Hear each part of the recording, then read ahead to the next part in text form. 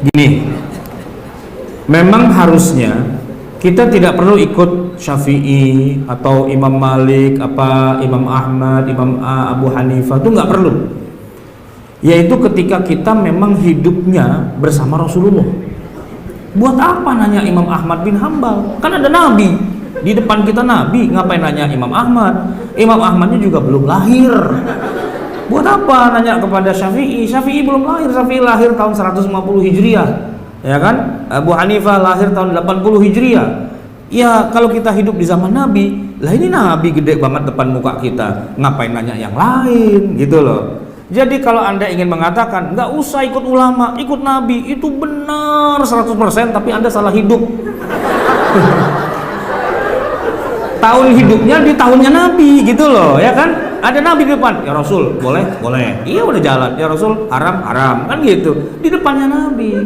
Ini dia hidupnya di zaman sekarang, 14 abad kemudian. Dia bilang, saya nggak perlu ulama, saya langsung pada Nabi. Ketemu di mana tong sama Nabi? Nah, ketemu di mana? Di mimpi. Nggak bisa dijadikan dasar. Terus ketemu di mana? Di Sahih Bukhari. Emang bisa baca tuh Sahih Bukhari? Ya kan? Kan baca cuma terjemahnya doang, ya kan? Orang Imam Bukhari saja, Imam Bukhari itu nggak ketemu langsung dengan Nabi, nggak ketemu langsung, ya kan? Jangankan Bukhari, Abu Hanifah, Syafi'i itu nggak ketemu langsung, Imam Malik nggak ketemu langsung. Yang ketemu langsung itu adalah sahabat Nabi. Jadi yang boleh bilang saya tidak butuh ulama, saya butuh Nabi langsung, itu sahabat. Nah ente hidup tahun berapa? Nah, kan nggak sesuai. Nah buat orang yang sudah nggak ketemu langsung dari Nabi, ketemunya hanya dengan sahabat, yaitu para tabiin. Tabiin aja nggak boleh bilang saya nggak butuh sahabat, saya butuh Nabi. Lu ketemu? Enggak sih. Ya ketanya sama sahabat dong ujung-ujungnya kan. Nanyanya kepada siapa? Ya yang ketemu pada Nabi, ya sahabat. Itu kalau tabiin. Nah kalau di bawahnya tabiin, atba'ut tabiin, ya nanyanya kepada tabiin. Tabiin dari para sahabat, sahabat ya dari Rasulullah. Siapa itu atba'ut tabiin? Contohnya adalah Rasulullah punya sahabat namanya Abdullah bin Umar. Abdullah bin Umar ini sahabat. Sahabat ini punya murid namanya Nafi'. Nafi' itu berarti derajatnya adalah bukan sahabat, di bawahnya sahabat. Apa namanya? Tabi'in. Nah, Nafi' ini ya, kemudian di masanya dia jadi ulama besar, dia punya murid namanya Malik. Malik itu apa levelnya? Tabi'in. Malik itu ya Imam Malik yang mendirikan mazhab Maliki, gitu loh. Masa kita bilang Malik goblok agak ngerti apa-apa? Gua yang ketemu langsung dengan Nabi. Kapan ketemunya? Di mana ketemunya? Dalam mimpi. Ya kalau dalam mimpi mah nggak bisa dijadikan dasar. Nah, kita nanya kepada Malik, itu adalah pendiri dari mazhab Maliki. Kita nanya kepada Imam Syafi'i karena Syafi'i muridnya Imam Malik, gitu loh. Kita nanya kepada Imam Ahmad karena Imam Ahmad itu muridnya Imam Syafi'i. Ahmad, Syafi'i, Malik, Nafi', Ibnu Umar, Rasulullah. Itu kan generasi pertama kepada mereka. Kita bermazhab itu kepada orang yang salaf. Salaf itu di sini maksudnya ya salaf yang hidupnya di awal-awal itu.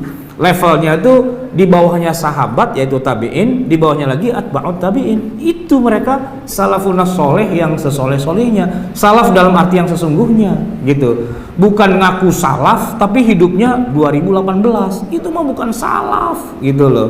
Orang zaman sekarang tapi ngakunya ke sana. Terus saya tanya, kalau emang Anda ketemu langsung dengan Nabi lewat jalur apa? Lewat pakai hadis. Emang hadis ente ketemu langsung dengan Nabi kan enggak? Tapi dari sahabat, dari tabi'in, dari atba'utnya kan lewat jalur yang sama juga, lewat jalur Imam Ahmad, lewat jalur Imam Asy-Syafi'i, lewat jalur Imam Malik, kan itu juga. Jadi dia bilang saya nggak mau ikut mazhab tapi pakai hadis, ya berarti hadisnya kan lewat jalur orang yang sama juga. Kenapa kalau hadisnya dipakai tapi ijtihadnya nggak dipakai? Kan nggak masuk akal. Sedikit belajar sejarah lah gitu, biar nggak kelihatan begonya tuh kelihatan banget gitulah ya. Sedikit belajar sejarah. Jadi tahu oh di sini posisi para ulama itu. Dan kepada kita ya kita tinggal ikut aja. Kan begini ya. Kita harus pakai hadis sahih. Kalau hadisnya tidak sahih harus dibuang gitu ya. Oke, sepakat. Tapi sebagai seorang yang mujtahid, maka hadis yang dikuasai itu tidak boleh cuma 1-2 biji aja, nggak bisa. Hadis itu jumlahnya banyak, bukan cuma puluhan, ratusan, ribuan, tapi bisa jutaan jumlahnya.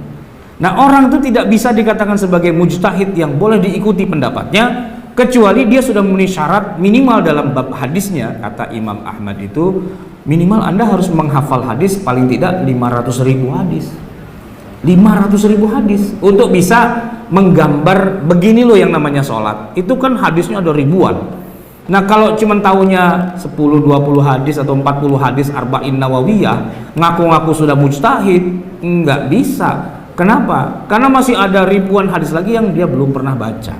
Nah buat kita yang awam ya, kita nggak perlu menghafal 500.000 hadis, itu nggak perlu, kelamaan, kagak apal-apal gitu kan. Ya silahkan mereka yang sudah punya kemampuan itu, dia kasih kesimpulannya aja. Setelah saya menguasai sekian ratus ribu hadis itu, saya kaitkan hadis ini dengan hadis ini dan sebagainya. Kesimpulannya, orang kalau mau sholat tuh harus nomor 1 niat, kedua takbiratul ihram, 3 baca Fatihah, 4 ruku, i'tidal, sujud dan sebagainya. Itu poinnya.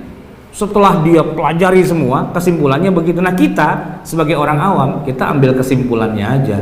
Karena yang beristihad juga bukan orang sembarangan, orang paling ngerti. Siapa lagi yang lebih ngerti dari mereka? Ya mereka ngajari ke kita kayak gitu kesimpulannya. Ya itulah.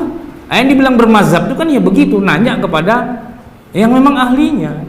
Saya kalau nyetir dari Jakarta ke Jogja bawa mobil sendiri, itu kalau pas lebaran kadang-kadang suka kesasar-sasar karena suka dibuang-buang jalanannya itu. Dulu sering nyasar di Tegal karena masuk kota kan, tapi jalannya dibuang lagi ke sana, dibuang lagi ke sana, itu suka kebingungan. Kalau udah nyasar gitu, wah repot nih, bisa-bisa nggak sampai Jogja malah balik lagi ke Jakarta kan gitu ya. Nah alhamdulillahnya di tengah kebingungan saya itu, dari jauh saya lihat ada polisi. Alhamdulillah, saya deketin, selamat malam Pak, saya mau ke Jogja, cuman saya bingung nih di sini, kok kebingungan jalannya lewat mana gitu kan, karena ini jalur-jalur alternatif. Kata Pak polisi, Bapak lurus, nanti pertigaan Bapak belok kiri, nanti ada perempatan belok kanan. Siap, terima kasih Pak, kan gitu ya. Masa saya bilang dalilnya apa Bapak gitu, tahu dari mana? Masa nyinyir gitu sama polisi kan? Iya gua polisi, gua tahu ini, ngapain gua diri di sini kalau nggak tahu kan gitu kan? Masih mau dinyinyirin juga polisinya, kan kebangetan.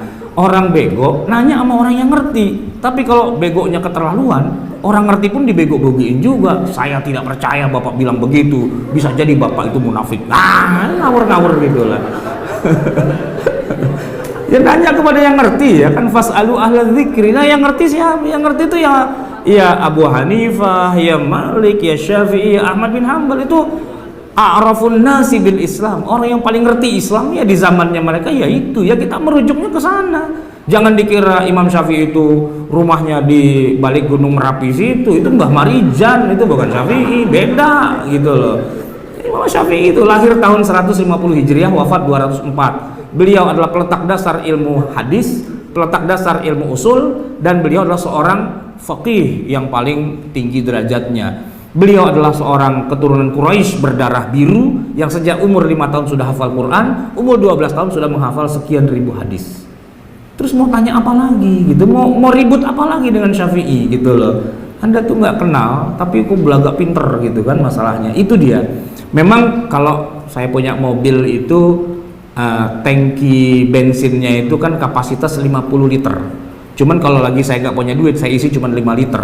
Jadi 50 liter kapasitas cuma diisi 5 liter. Itu kalau jalannya bolong-bolong itu koclak gitu. Nah begitulah otaknya dia, koclak, nggak ada isinya. Cuman kapasitasnya besar tapi nggak ada isinya. Itu koclak namanya itu.